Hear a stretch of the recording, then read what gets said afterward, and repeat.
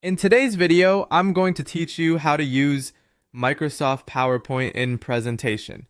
We'll start from opening PowerPoint, then move through customizing your slide background, adding images and text, creating a second slide, and finishing with transitions so your presentation looks polished and professional. First, open your web browser and search for PowerPoint.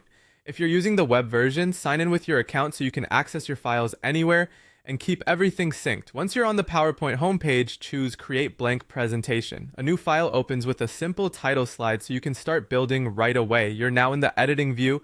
You'll see the slide canvas in the center, a list of slides on the left, and the ribbon at the top with tabs like Home, Insert, Design, and Transitions.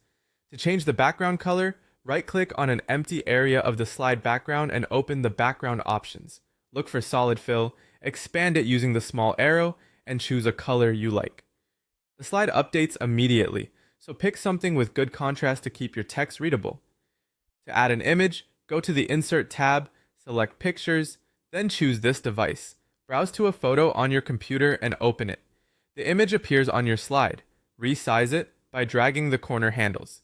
This keeps the shape looking natural.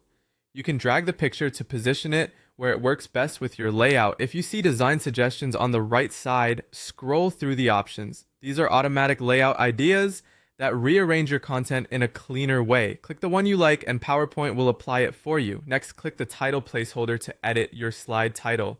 Type your text, then select it to format. Use the font dropdown to pick a style that fits your topic.